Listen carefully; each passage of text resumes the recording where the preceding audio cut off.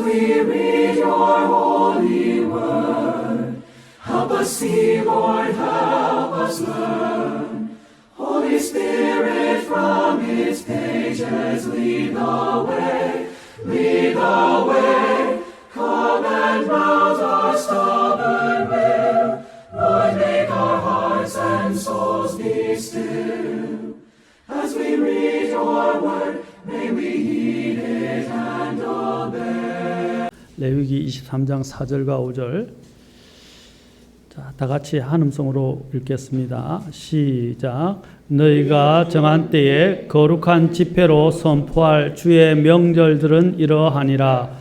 첫째 달 14일 저녁은 주의 유월절이요. 저는 이제 주의 7대 명절들 중에서 오늘 첫 번째 명절 유월절과 관련해서 여러분들에게 말씀드리고자 합니다. 이제 먼저 우리가 주의 7대 명절을 하기 전에 이 7대 명절의 순서와 성경에 어떻게 이것들이 기록됐고 왜 이것을 알아야 되는지 우리가 조금 살펴본 다음에 유월절에 대해서 먼저 살펴보도록 하겠습니다. 자, 여기 보면 유대인들에게는 종교력과 민간력이 있습니다. 오늘날 우리가 사용하는 달력은 뭐죠?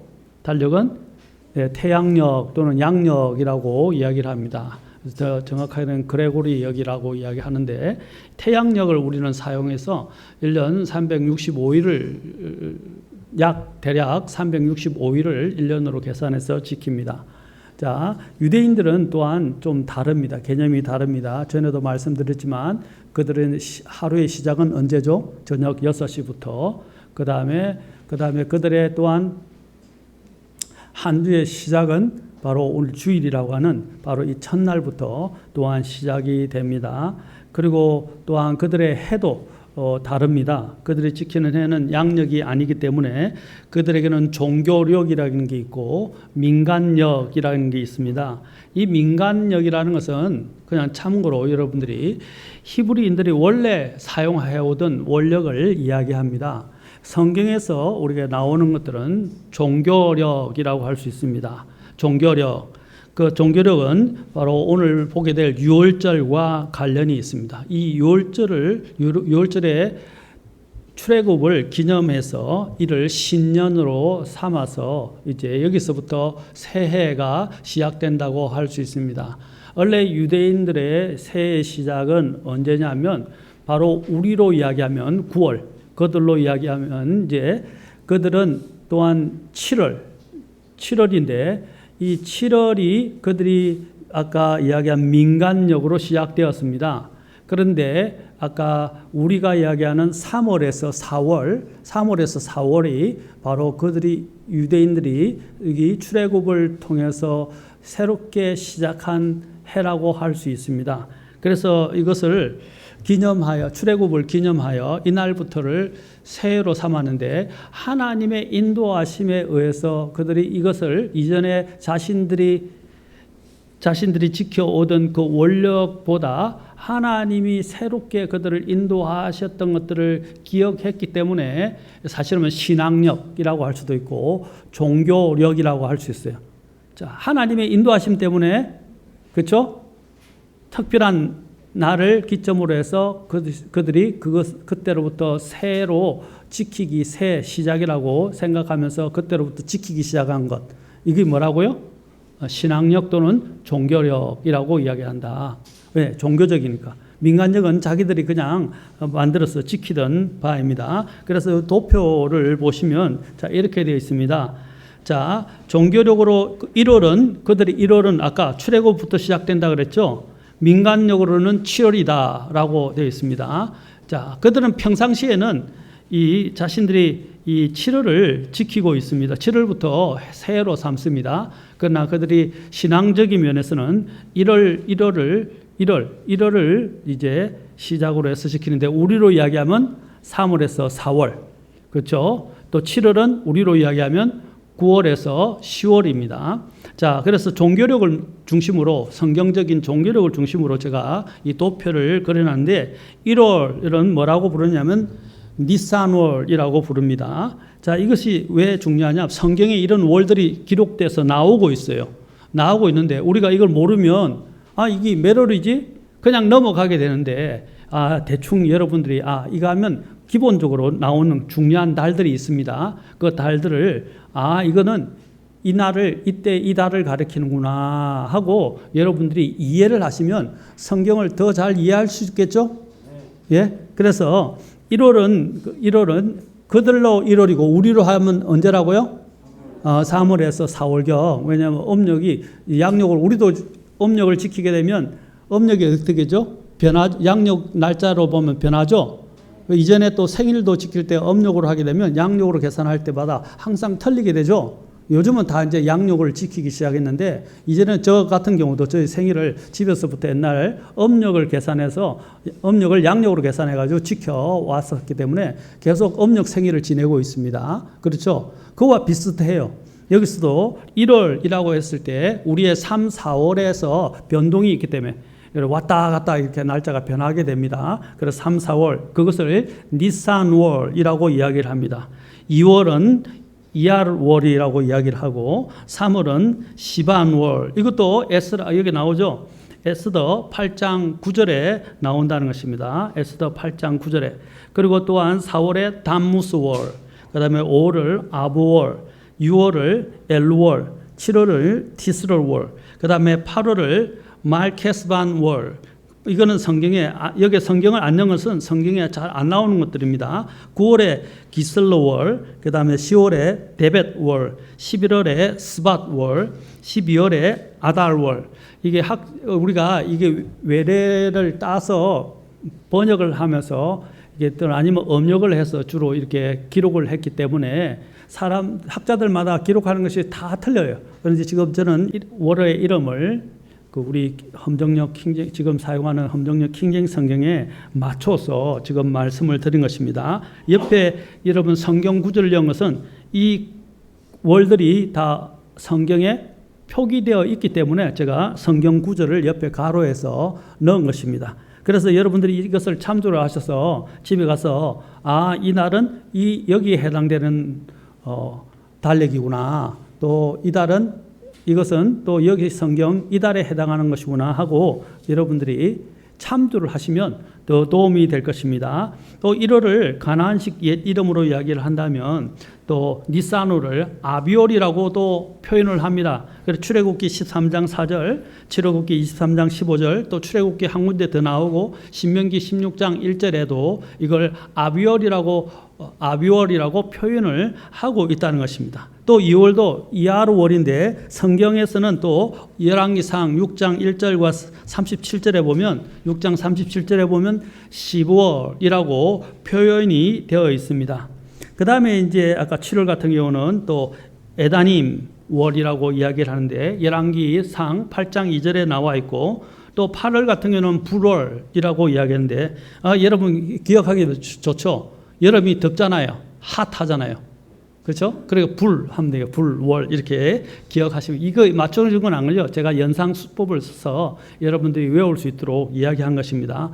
저는 여러분들이 특히 니산월과 아비월 정도는 꼭 알고 그 다음에 9월에 기슬러월 이 정도는 꼭 기억해 두시는 것이 좋다고 저는 생각을 합니다. 왜냐하면 이것은 예수님의 탄생과 또 장막절과 관련이 있기 때문입니다. 그리고 또 3월에 우리로 이야기하면 5, 6월에 또 시반, 우리는 시반 또는 시완이라고도 이야기하는데 발음상 시반월 이것은 오순절과 관련되어 있습니다. 자, 그래서 그 뒤에 여러분 동그란 또 도표가 있죠. 동그랗게 해놓은 거 있죠. 자, 이것이 성경시대 원력이라고 해서 제가 여러분들이 아까 표기는 조금 다를 수 있는데 이것을 참조를 하면 더욱더 여러분들이 잘 이해가 되실 것입니다. 여기 니산월, 아까 니산월을 다른 말로 아비월이라고 그랬죠. 이것이 유대인의 새해인데 우리로 이야기하면 3월에서 4월 그렇죠. 사이인데 이때 뭐가 있다고 그랬어요? 유월절, 그 다음에 무교절, 그 다음 날부터 시작되는 7일간 무교절, 그 다음에 뭐라고 그랬어요? 그 중간에 초실절이 있다고 그랬어요. 그 뒤에 안식일 다음 날을 초실절이라고 이야기를 합니다. 초실절. 그 다음에 또 아까 얘기했지만 그 뒤에 시바늘이라고 그랬죠. 여기는 시완이라고 했는데 시바늘에는 뭐가 있다고요? 77절 또는 오순절이라고 이야기합니다. 왜 77절이라 하는지 아시죠? 초실절로부터 시작해서 7 곱하기 7, 그렇죠? 그래서 49, 그 다음 날이 50일째 해당하는 날이 오순절입니다. 그래서 오순이라고 하는 거예요. 오순절. 그래서 오순절. 자, 이때가 본격적인 추수의 때죠. 그 다음에 이제 여기에 또 우리가 알고 있는 디스리월, 자, 디스리월 또는 디스리월 또는 에다님 월이라고도 또 하는데 이 7월에 해당되는 것은 우리로 이야기하면 몇 월이죠? 9월에서 10월이라고 이야기를 합니다. 그래서 그 이스라엘 백성들이 특히 지금도 9월이 돼서 새로운 자신들이 이야기하는 민간력이 시작될 때면 아주 성대하게 그 날을 그들은 기념하고 또 지킵니다. 자, 그래서 7월에는 뭐가 있다고 그랬어요? 그 7월 1일에는 나팔절, 또 10일에는 속죄일, 15일부터 21일 동안 또 초막절 또는 장막절이라고 말을 합니다. 그리고 마지막 날은 이제 거룩한 대회를 열게 됩니다. 또 성경에 또 언급되는 날 중에 하나가 수전절인데 수전절은 9월에 있습니다. 9월에 기슬러월에 이 수전절, 여기 요한복음에도 수전절이 나옵니다. 그래서 여러분들이 이걸 기억하신다면 훨씬 더 성경을 이해하는 데 도움이 되실 것입니다. 성경에 보면 이제 이 출애굽과 관련해서 이제 제일 먼저 유월절이 언급되는데 유월절은 바로 이 3대 명절 중에 하나입니다. 아까 니산월이라고 했죠. 4월 근데 14일에 뭐가 된다고 그랬어요? 유월절이 시작이 됩니다. 그 뒷날 15일로부터 일주일간 21일까지 무교절이 되고, 그죠? 그 중간에 이제 아까 그 뒤에 안식일의 첫날에 초식일절이 있게 됩니다. 초실절이 있게 됩니다. 그래서 그들이 유월절로 모이게 되거나 심지어는 이것을 성경에서는 그냥 무교절이라 하기도 하고, 왜냐하면 같이 있기 때문에 유월절하고 무교절하고 연달아 되죠. 네? 그래서 어떤 때는 그냥 유월절을 지킨다고 이야기하고 어떤 때는 무교절을 지킨다고 이야기를 해요. 이해하시겠습니까? 그것은 말은 그 유월절이든 무교절이든 그들이 그냥 편의대로 그렇게 표현을 하는데, 그것은 그 당시에 모였을 때 이 3대 절기 중에 가장 큰 세 절기를 7대 절기 중에서, 그렇죠? 이 세 절기를 지키게 됩니다. 그래서 크게는 7명절인데 크게는 3대 명절이라고 이야기를 해요. 그렇죠? 왜 3대 명절이냐? 아까 처음에 여기는 유월절, 그 다음에 무교절, 초실절을 지키는 것이 이제 1대 명절. 그렇죠? 그 다음에 아까 뒤떨어진 77절 또는 오순절을 또한 한 번 더 지키죠? 그죠? 그 다음에 또 아까 얘기한 7월, 우리로 여기면 9월에서 10월 사이에 그날은 또 무엇을 지킵니까? 아까 여기서 나팔절, 7월 첫째 일 나팔절, 그리고 7월 10일 속죄일, 7월 15일부터 21일까지 또 어떻게 해요? 장막절을 지키게 됩니다. 그래서 하나님께서 이스라엘 백성들에게 신명기에 말씀하셨죠. 너희들은 3번 주 앞에 나타날 보일지니라. 그렇죠? 보이라고 이야기했죠. 그래서 3번 보인다는 것은 이 3대 명절을 이야기하는데, 이 3대 명절을 지키면 어떻게 해요? 7개의 명절을 다 지키는 것이다. 좀 아시겠습니까? 머리가 복잡하세요?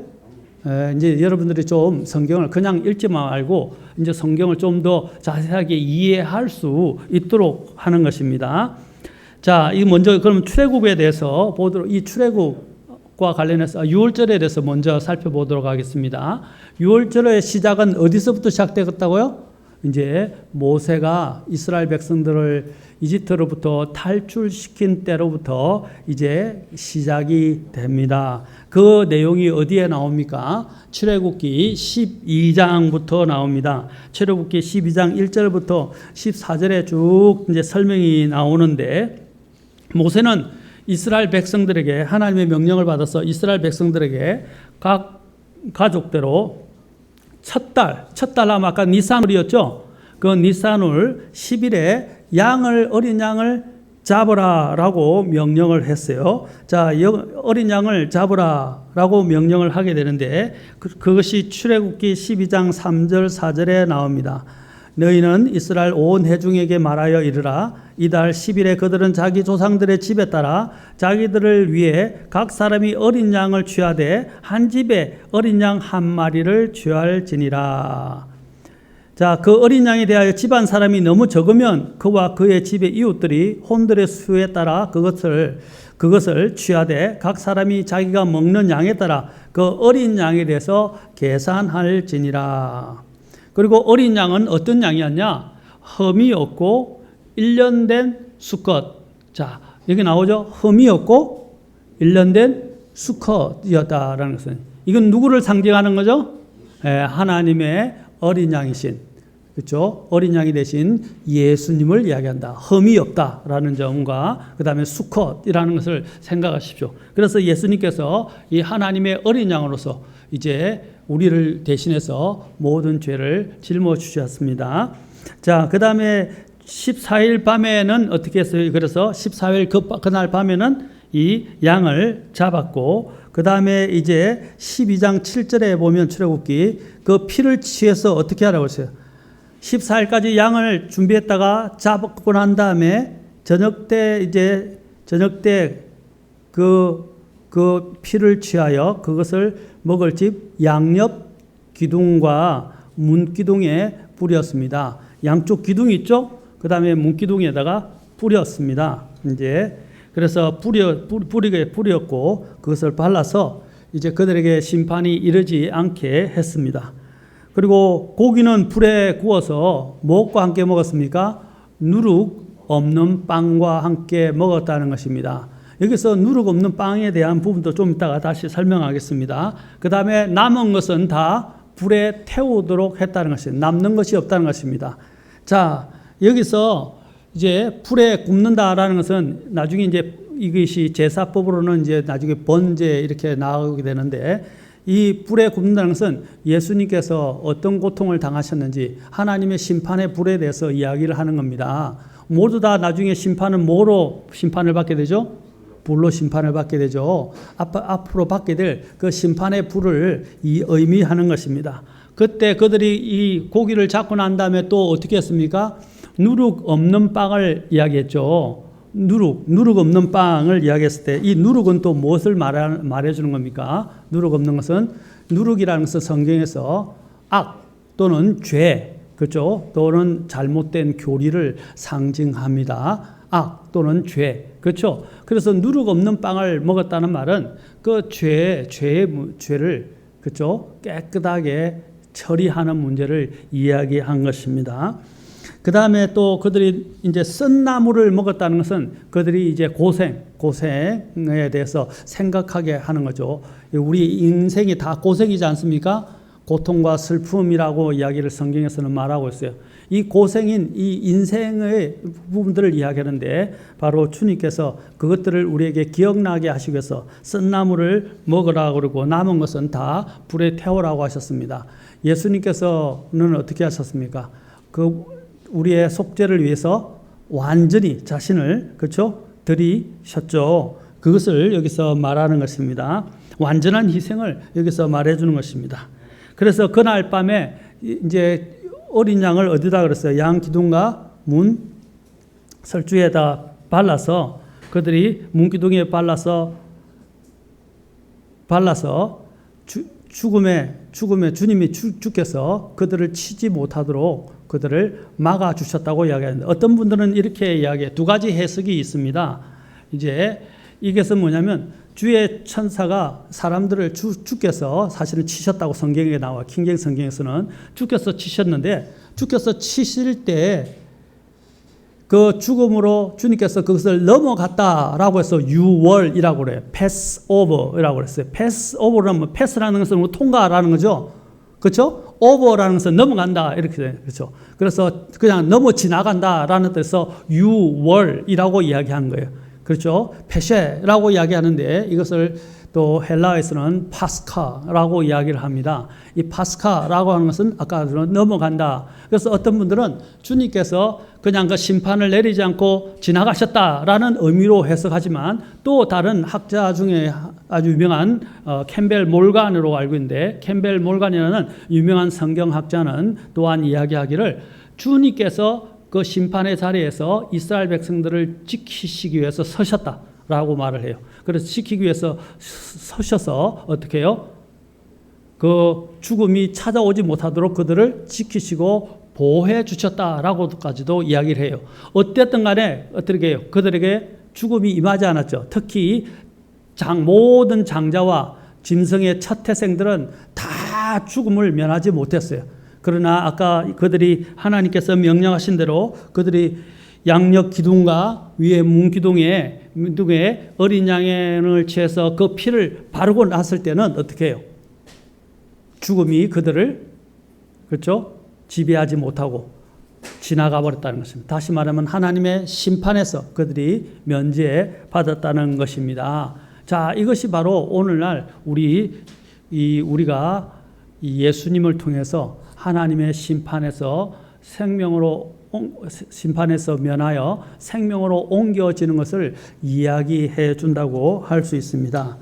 자, 하나님께서는 이스라엘 백성들 위해 불순종하고 하나님을 믿지 않고 하나님을 대적하는 세상을 의미하는 세상 이집트와 세상의 통치자를 의미하는 파라오의 손에서 우리를 지키시는 것들을 보여주시기 위해서 바로 이스라엘 백성들을 모형으로 주님께서는 사용하셨던 것입니다.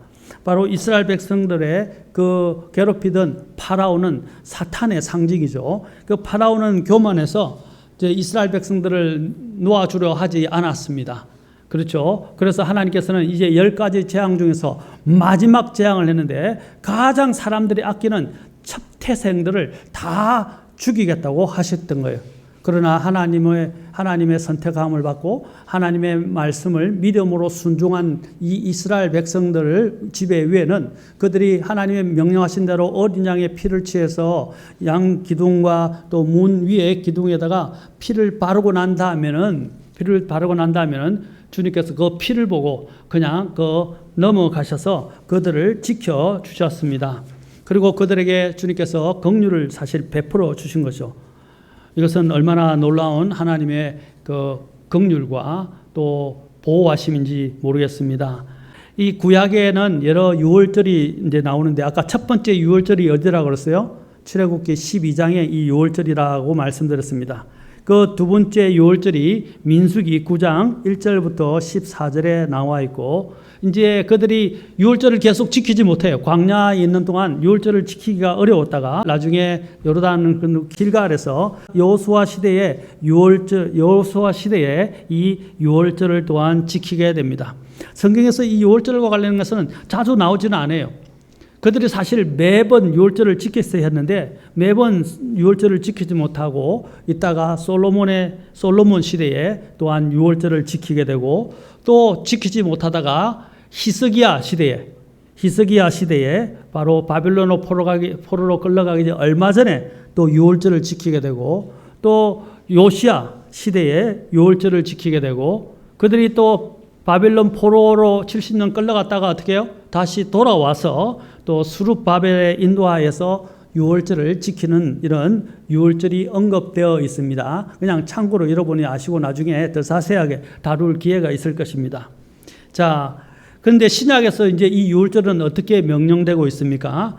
이스라엘 백성들은 해마다 이 유월절을 지키기 위해서 어디로 모였습니까? 예루살렘으로 올라갔죠. 이러한 명령에 따라서 우리 예수님은 하나님의 명령을 철저히 지키셨습니다. 맞습니까? 그래서 예수님도 사람들은 귀찮아서 안 갈 수도 있고 또 순종하지 않을 수 있지만 우리 예수님은요 철저하게 성경의 예언을 성취하기 위해서 성경이 말씀하신 대로 그대로 지키시며 다 사셨어요. 그래서 율법을 다 성취하시고 율법의 끝마침이 되셨다고 성경은 말씀하고 있습니다. 그래서 예수님께서는 모든 율법을 다 지키신 유일한 분이시기 때문에 그분에게는 뭐라고 말했습니까? 태어날 때도 그분은 죄가 없으셨고 또 죄 없는 삶을 사셨죠. 맞습니까? 그리고 죄 없는 삶으로 사셨다가 우리의 죄 때문에 우리의 죄를 짊어지시고 우리를 대신하여 죄의 대가를 지불하사 십자가에서 죽으신 것입니다. 그래서 예수님께는 죄를 찾아볼 수가 없었죠. 그래서 유월절은 뭘 이야기합니까? 우리를 위해서 희생당하신 십자가에 그렇죠? 매달려 피 흘려 죽으신 하나님의 어린 양이신 예수님을 상징합니다. 이것은 우리에게는 어떤 의미가 있습니까? 바로 구원을 의미하는 것입니다. 이스라엘 백성들에게서도 이집트에서 나오는 게 뭐예요? 그들에게는 구원이죠. 그래서 탈출기라는데 그는 구조 또는 뭐 건짐이라고 이야기를 하지만 deliverance라고 이야기를 하지만 그것을 또한 뭐라고 이야기합니까? salvation, 구원이라고 이야기를 합니다. 그래서 모세의 노래들을 보면 주의 구원에 대해서 또 이야기를 하는 것을 보게 됩니다. 그래서 그것은 그들에게 구원이었어요. 우리도 어떻게 됩니까? 이스라엘 백성들이 어린 양을 통해서 죽음에서 면하고 그들이 이집트를 탈출하게 되면서 구원을 받은 것처럼 우리도 어떻게 됩니까? 예수님을 믿게 될 때에 그 믿음에 의해서 믿음으로 우리는 예수님이 십자가에서 흘리신 그 피가 눈에 보이지 않지만 어디에 뿌려진다고 되어 있어요? 어디에? 우리의 마음에 양심에 뿌려진다라고 되어 있어요. 우리의 양심이 더럽혀졌잖아요. 그 양심에 예수님의 피가 뿌려지는 거예요. 그러면 어떻게 해요? 우리가 예수님을 믿을 때 보이지 않지만 우리의 양심에 예수님의 피가 탁 뿌려지니까 어떻게 해요? 이제 하나님이 우리를 보시면서 어떻게 해요? 의롭게 볼 뿐 아니라 주님께서 심판을 넘어가시는 것입니다. 아멘. 그래서 우리가 요한복음 5장 24절을 가서 한번 보겠습니다. 요한복음 5장 24절. 5장 24절 자 보세요. 같이 읽겠습니다. 시작. 진실로 진실로 내가 너에게 이르노니 내 말을 듣고 또 나를 보내신 분을 믿는 자는 영존하는 생명이 있고 또 정죄에 이르지 아니하리니 사망에서 생명으로 옮겨졌느니라. 뭐라고 그랬어요? 사망에서 생명으로 옮겨졌다라고 말씀하시고 있죠. 그리고 또 요한복음 3장으로 가보십시오. 요한복음 3장에 보시면 3장 36절 보십시오. 아들을 믿는 자에게는 영존하는 생명이 있고 아들을 믿는 자는 생명을 보지 못하며 도리어 하나님의 진노가 그 위에 머물러 있느니라 라고 되어 있어요. 자, 우리가 이러한 사망에서 생명으로 옮겨지게 됩니다. 그렇죠? 이스라엘 백성도 어떻게 해요? 사망을 면하게 됐죠. 그래서 살게 되었죠. 마찬가지로 우리가 예수님을 믿을 때에 여러분 영원한 사망으로부터 우리는 건짐을 받게 됩니다.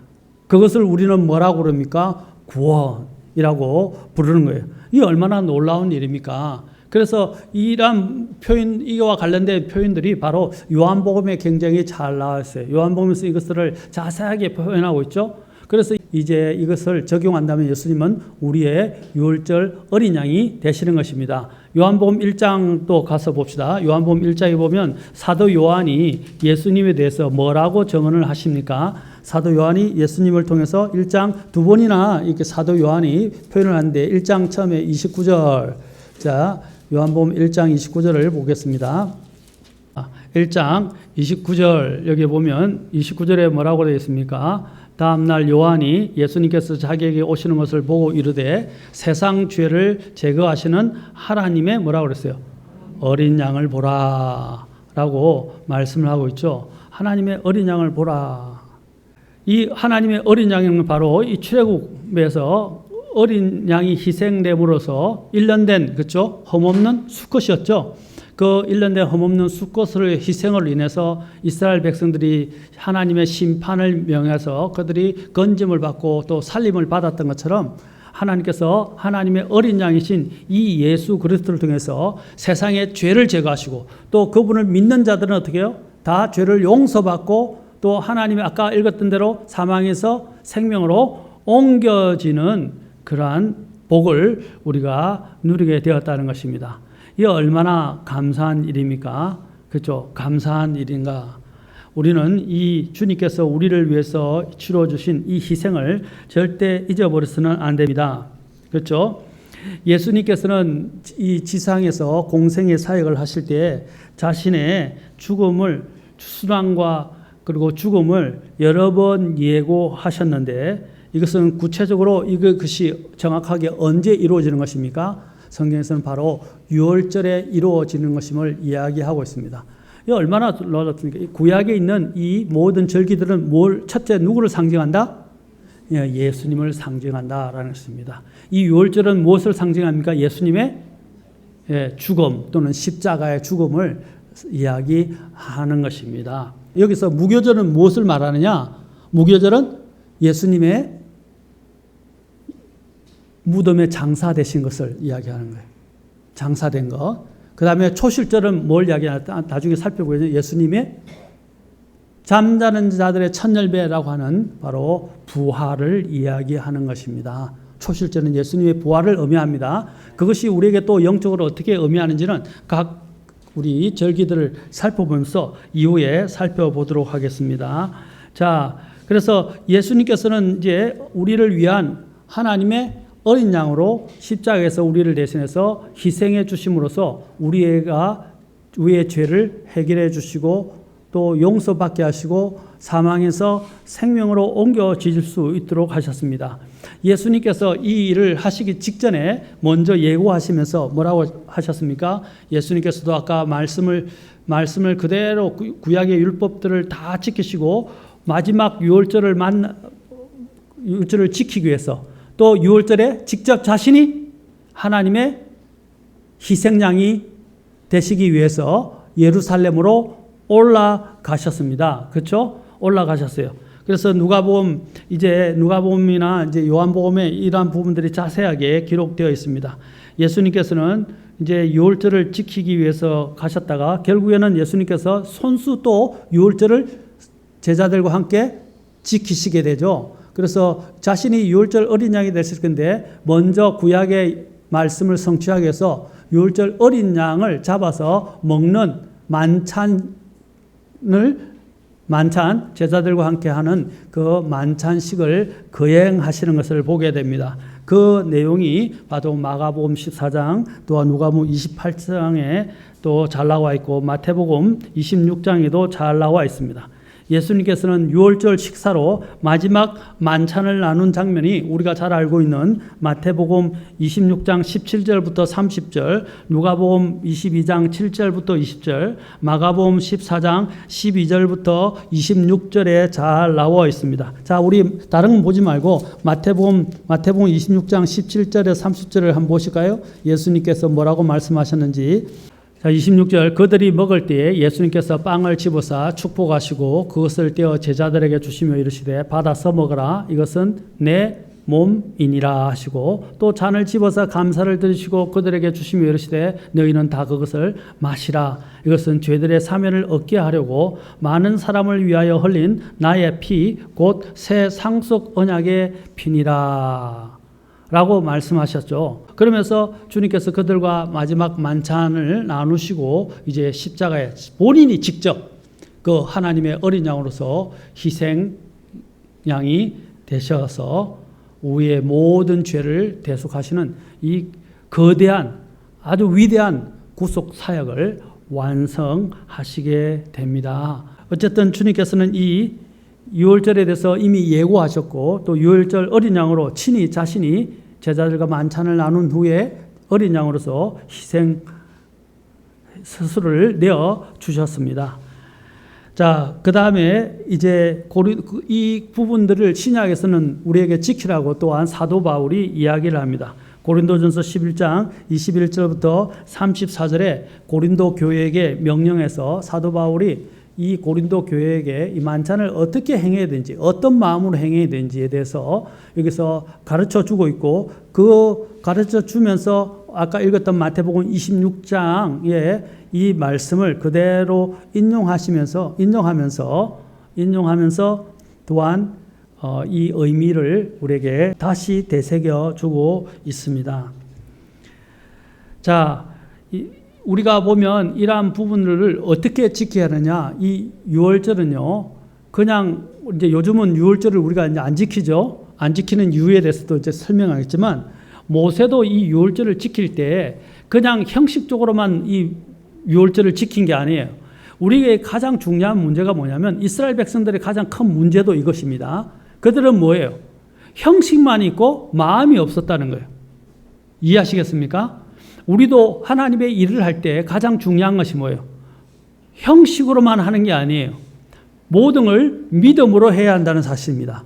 그것을 성경이 어떻게 우리에게 가르치느냐면 히브리서 11장 28절을 보십시오. 히브리서 11장 28절에 보면 모세와 관련해서 이렇게 우리에게 이야기해 줍니다. 히브리서 11장 28절. 자, 여러분 아주 이거 우리에게 있어서 많은 것들을 시사해 주는 중요한 부분이니까 꼭 지금 기억하시기 바랍니다. 여기 보면 모세가 가진 믿음에 대해서 이야기를 합니다. 그래서 모세에 대해서 참 많이 이야기하고 있죠.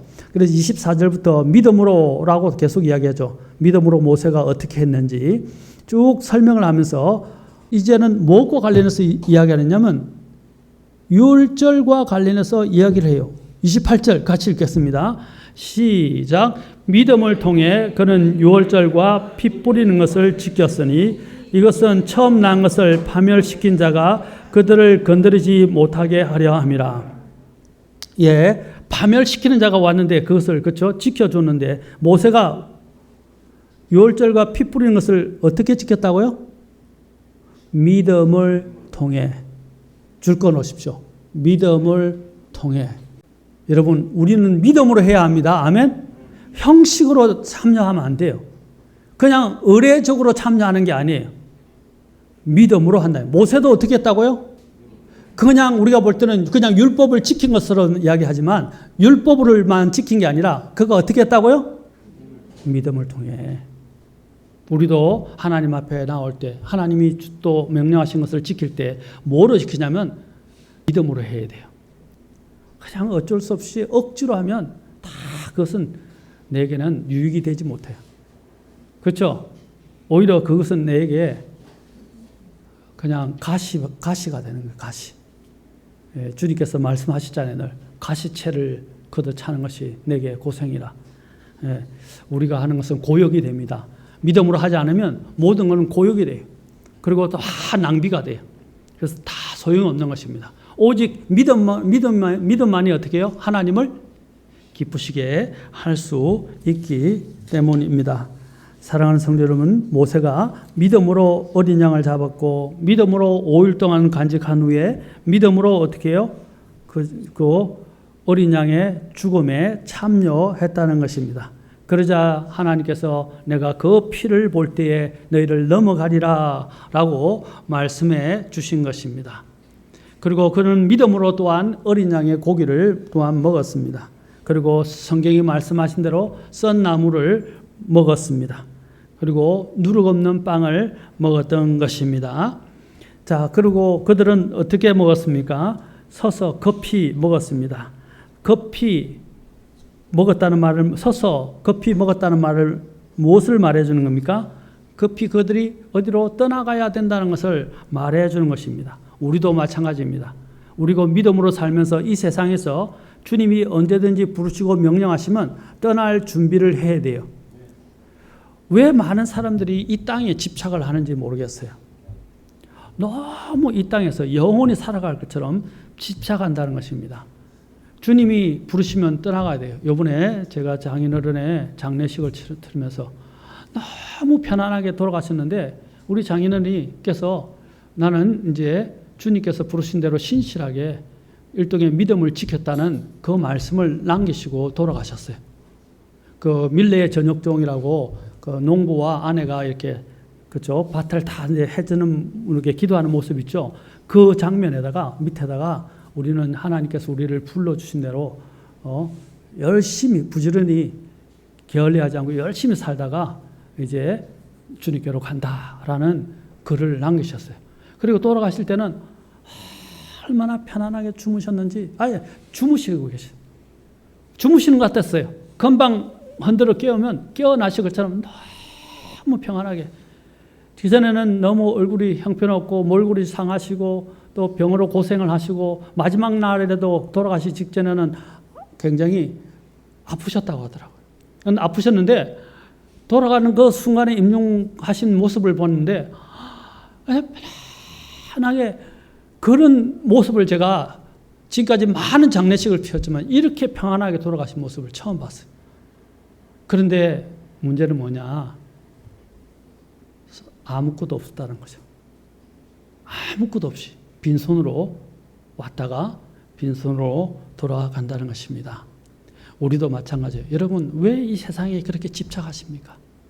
뭘 주려고, 무엇을 붙잡으려고? 이 세상이 우리에게 무엇을 주건데 이 세상은 우리에게 아무것도 주지 못합니다. 우리는 또 이 세상을 떠날 때 모든 걸 다 두고 떠나야 돼요. 그렇죠? 여기 이스라엘 백성들이 서서 먹었다는 말은 이것을 이야기합니다. 그들은 언제든지 주님이 부르시는 곳을 향해서 언제든지 즉시 떠나라 라고 하면 떠날 준비가 되어 있었던 것입니다. 마찬가지입니다. 저와 여러분도 언제든지 주님이 부르시면 하늘로 올라갈 수 있는 준비가 되어 있어야 됩니다. 아멘. 자, 고린도전서 5장 7절 같이 함께 읽겠습니다. 이제 우리가 왜 지금은 유월절을 지키지 않는가 하는 부분과도 연관되어 있습니다. 자, 고린도전서 5장 7절과 8절 같이 읽겠습니다. 시작. 그러므로 너희는 누룩 없는 자들인즉 새 덩어리가 되기 위하여 묵은 누룩을 제거하라. 우리의 유월절 어린 양 곧 그리스도께서 우리를 위하여 희생물이 되셨느니라. 그러므로 우리가 그 명절을 지키되 누룩으로도 말고 악의와 사악함의 누룩으로도 말며 오직 순수함과 진실함의 누룩 없는 빵으로 하자. 자, 여기서 사도 바울은 아까 모세는 믿음으로 했다 그러는데 믿음으로 한다는 것은 무엇입니까? 그 명절을 지키되 묵은 누룩으로 하지 말라. 우리 안에 이런 누룩을 또한 뒤에서 설명하죠. 뭐라고 했어요? 악의, 마음속의 상태를 이야기하죠. 악의, 사악함의 누룩으로 하지 말라. 그리고 어떻게 해요? 누룩 없이, 누룩을 가져야 된다는 말 아닙니다. 그 누룩은 바로 뭐냐? 악의와 사악함이라는 누룩이라는 거예요. 그것을 제거하란 말이에요. 그 다음에 어떻게 하라고요? 순수함과 진실함에 누룩 없는 빵으로 하자. 이 순수함과 진실함이라는 건 뭡니까? 더러움이나 오염이 없다는 말이죠. 그 자체가 깨끗하다는 말을 이야기하는 것입니다. 그 다음에 이러한 순수함과 진실함의 누룩으로 해야 한다. 우리에게 있는 이 묵은 누룩, 죄악을 상징하는, 사악함을 상징하는, 악을 상징하는 이런 것들을 우리에게서 제거해야 한다는 것입니다. 왜? 이 출애굽기 때 있었던 것들을 우리에게 상기시켜 줍니다. 그렇죠? 묵은 누룩을, 집안에 있는 누룩까지 다 제거했죠? 율절과 함께. 그러게 빵을 만들 때도 누룩 없는 빵을 만들었죠? 그 다음에 어떻게 말하고 있습니까? 자, 가장 중요한 게 실절 하반절. 우리의 유월절 어린 양 그리스도께서 우리를 위하여 죄의 희생물이 되셨다. 지금 아직도 어떤 이런 이단 단체들은 유월절을 지켜야 된다고 이야기하고 유월절을 준수하는 것들을 자꾸 가르치고 하는데 우리는 유월절을 지키지 않습니다. 왜 그렇습니까? 예수님께서 우리의 이 유월절 어린 양으로서 이 유월절에 완전히 성취했기 때문입니다. 이제 우리는 누구 안에 있습니까? 그리스도 안에 있는 것입니다. 우리는 그리스도 안에서 살아가고 있습니다. 그렇죠? 이제 우리는 그리스도께서 이 모든 것들을 구약에 있는 하나의 모형을 실체로서 오셔서 다 지켜주셨습니다. 이 유월절의 명령은 누구에게 준 거예요? 또 첫째, 그때 유대인에게 줬죠. 이것은 우리에게는 무엇을 가르쳐 주는 것입니까? 하나의 그림자이고 또 우리가 이 안에서 영적인 어떤 의미와 교훈을 얻어야 하는지를 가르쳐 주시는데 그 유월절이 가르치고 있는 그 예수님이 실제로 오셔서 이 모든 것들을 다 성취해 주셨기 때문에 이제 우리가 예수님을 믿으면 예수님을 먹는 것이고 그렇죠? 또 예수님의 피를 믿으면 그렇죠? 예수님의 피를 마신 것과 같은 거예요. 아멘. 그러나 로마 가톨릭은 어떻게 해요? 성체설이라고 성체 그렇죠? 화채설이라고 이야기를 합니다. 이 성체와 화채설을 통해서 화채를 통해서 이 예수님을 매주마다 그들은 어떻게 해요? 먹고 마신다라고 이야기를 해요. 그들은 야만인이에요. 그래서 그들은 또 어떻게 믿냐면 그때마다 예수님이 그 빵과 포도즙이 진짜 예수님의 살과 피가 된다고 믿고 있어요. 그것은 상징적인 의미고 영적인 의미잖아요. 그렇죠? 우리는 이제 어떻게 지킵니까? 아까 만찬을 함으로써 만찬을 통해서 우리는 그것을 지키고 또 우리는 믿음으로 이미 그 유월절은 예수님을 통해서 성취되어졌기 때문에 더 이상 이 유월절을 지키지 않는다는 것입니다. 아멘. 그래서 우리는 이 유월절의 의미를 잊어버려서는 안 됩니다. 이 유월절의 의미가 얼마나 우리에게 큰지 우리가 이것을 기억한다면 오늘 우리가 예수님께서 우리를 위해서 행해 주신 이 일들을 우리는 결코 잊지 않고 늘 감사하면서 그것을 마음에 새기고 믿음으로 이 생활을 하게 될 것입니다. 예수님이 죽으심이 없었더라면 우리는 살아날 수 없었을 것입니다. 영원히 죽었을 것입니다. 예수님의 이 희생을 통해서 우리가 사망에서 생명으로 옮겨진 것을 우리는 감사합시다. 아멘. 그리고 우리는 예수님을 믿었기 때문에 더 이상 유월절을 지키지 않지만 이제 매번 주일날 참석할 때마다 예수님의 이 죽으심과 함께 또 부활을 우리는 기억하는, 기념하는, 지키는 것이고 또 만찬을 통해서 우리는 또한 이 주님의 이 부활을 기억하고 기념하게 되는 것입니다.